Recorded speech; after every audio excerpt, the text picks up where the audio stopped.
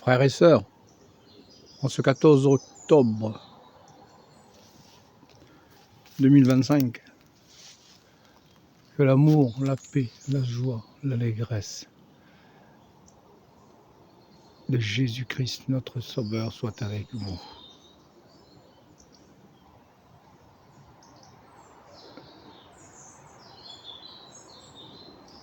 Écoutez la nature qui nous parle.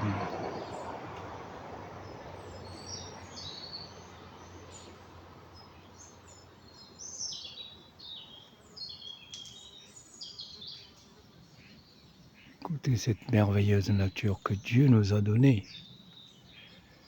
et a créée pour nous.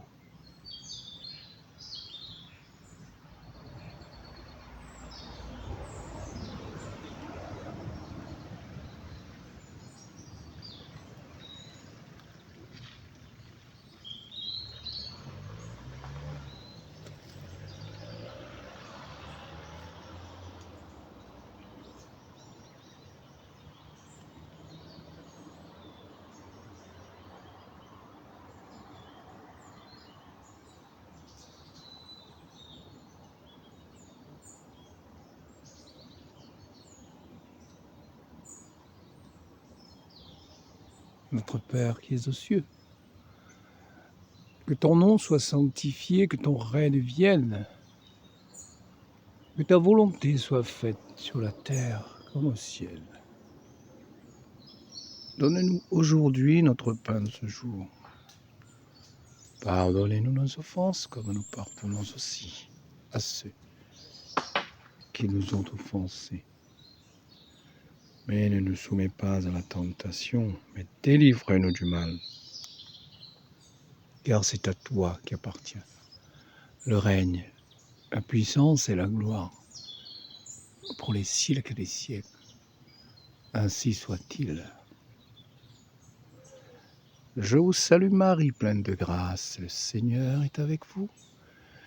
Vous êtes bénie entre toutes les femmes, et Jésus, le fruit de vos entrailles, est béni. Sainte Marie, Mère de Dieu, priez pour nous, pauvres pécheurs, maintenant et à l'heure de notre mort. Amen. Gloire au Père, au Fils et au Saint-Esprit, comme il était au commencement, maintenant et toujours, et dans les siècles des siècles. Amen. Ô mon bon Jésus, pardonne nos péchés, préserve-nous du feu de l'enfer et conduis les âmes au ciel, surtout ceux qui ont le plus besoin de ta miséricorde divine. Ave, Ave, Ave Maria, Ave, Ave, Ave Maria. Ô Marie conçue sans péché, prie pour nous qui avons recours à vous. Envoie ton esprit, Seigneur, et tout sera créé. Tu renouvelleras la face de la terre. Père éternel, toi qui as instruit le cœur de tes fidèles par la lumière du Saint-Esprit, donne-nous par ce même esprit de goûter ce qui est bon et de jouir sans cesse de ces divines consolations. Par Jésus le Christ notre Seigneur. Amen.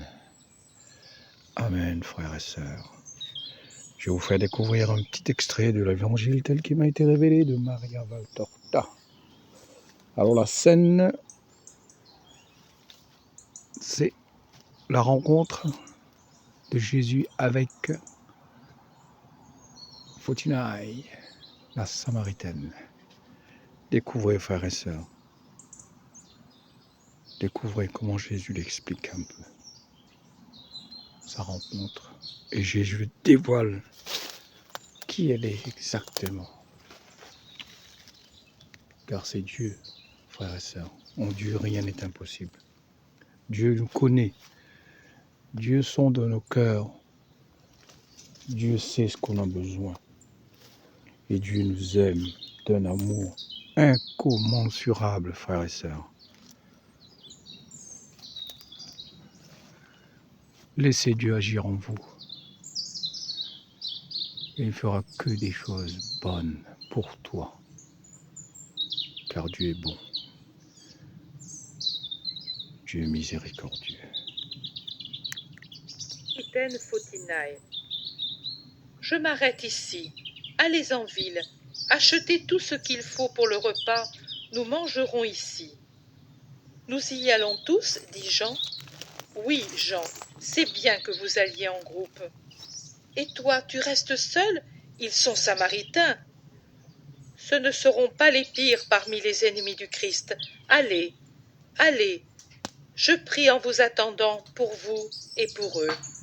Les disciples s'en vont à regret, et à 3 ou 4 reprises, ils se retournent pour regarder Jésus, qui s'est assis sur un muret exposé au soleil près du bas et large bord d'un puits. Un grand puits, presque une citerne, tellement il est large. En été, il doit être ombragé par de grands arbres maintenant dépouillés. On ne voit pas l'eau, mais le terrain, près du puits, montre clairement qu'on a puisé de l'eau à cause des petites mares et des empreintes circulaires laissées par les brocs humides. Jésus s'assied et médite dans son attitude ordinaire, les coudes appuyés sur les genoux et les mains jointes en avant, le corps légèrement incliné et la tête penchée vers la terre. Puis, il sent un bon petit soleil qui le réchauffe et il laisse glisser son manteau de dessus sa tête et de ses épaules tout en le gardant encore replié sur sa poitrine. Il lève la tête pour sourire à une bande de moineaux querelleurs qui se disputent une grosse mie de pain perdue par quelques personnes près du puits. Mais les oiseaux s'enfuient à l'arrivée d'une femme qui vient au puits avec une amphore vide qu'elle tient par une anse de la main gauche, pendant que sa main droite écarte avec surprise son voile pour voir quel est l'homme assis là. Jésus sourit à cette femme sur les 35 à 40 ans, grande, aux traits fortement dessinés, mais beaux. Elle a, dirions-nous, le type presque espagnol, avec son teint olivâtre, les lèvres très rouges et plutôt épaisses, des yeux démesurément grands et noirs, sous des sourcils très touffus, et les tresses couleur de jais que l'on voit sous le voile léger. Même les formes, qui tendent à l'embonpoint, présentent nettement le type oriental, légèrement adouci comme celui des femmes arabes. Elle est vêtue d'une étoffe à rayures multicolores, serrée à la ceinture, tendue sur les hanches et la poitrine grassouillette, et retombant ensuite en une sorte de volant ondulant jusqu'à terre. Quantité de bagues et de bracelets aux mains grassouillettes et brunes et aux poignets que l'on voit sous les manches de lin. Au cou, un lourd collier d'où pendent des médailles, je dirais des amulettes, car il y en a de toutes les formes. De pesantes boucles d'oreilles descendent jusqu'au cou et brillent sous le voile. La paix soit avec toi, femme. Me donnes-tu à boire? J'ai beaucoup marché et j'ai soif. Mais n'es-tu pas juif et tu me demandes à boire? À moi, samaritaine? Qu'est-il donc arrivé? Sommes-nous réhabilités ou est-ce que vous qui êtes humiliés? Sûrement un grand événement est survenu si un juif parle poliment à une samaritaine. Je devrais cependant te dire, je ne te donne rien pour punir en toi toutes les insultes que depuis des siècles les juifs nous adressent. Tu as bien parlé, un grand événement est survenu et pour cela beaucoup de choses sont changées et un plus grand nombre changeront. Dieu a fait un grand don au monde et pour cela beaucoup de choses sont changées. Si tu connaissais le don de Dieu, et quel est celui qui te dit « Donne-moi à boire », peut-être toi-même tu lui aurais demandé à boire et lui t'aurait donné de l'eau vive. L'eau vive est dans les veines de la terre et ce puits la possède, mais il est à nous. La femme est railleuse et présomptueuse. L'eau appartient à Dieu, comme la bonté appartient à Dieu, comme la vie appartient à Dieu. Tout appartient à un Dieu unique, femme, et tous les hommes viennent de Dieu, les Samaritains comme les Juifs. Ce puits n'est-il pas celui de Jacob? Et Jacob n'est-il pas le chef de notre race? Si par la suite une erreur nous a séparés, cela ne change rien à notre origine. Notre erreur, n'est-ce pas?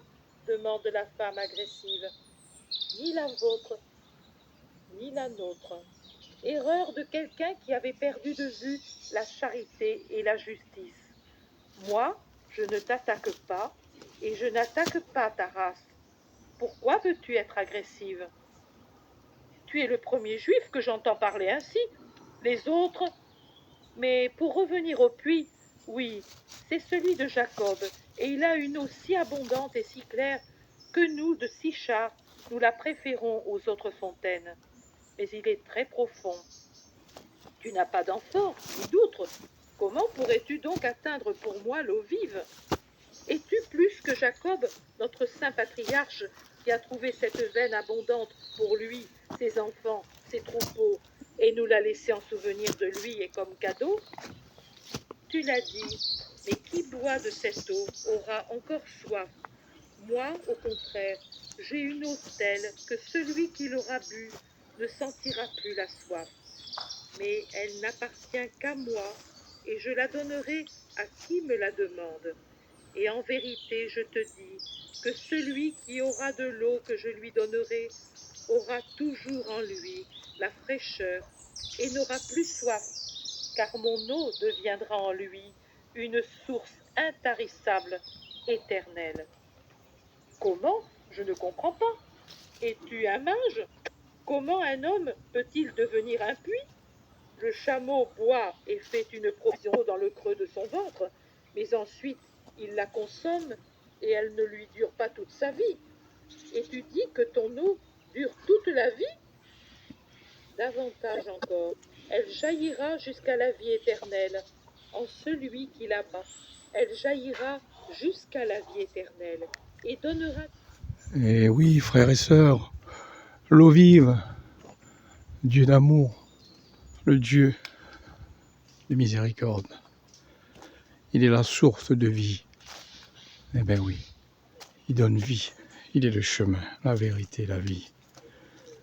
Alors frères et sœurs, ne crains rien, laisse Dieu agir en toi, et il te donnera cette eau vive, et tu seras rassasié, et tu en demanderas, tu en redemanderas, car c'est lui, le Créateur. Frères et sœurs, soyez abondamment bénis dans toutes vos actions.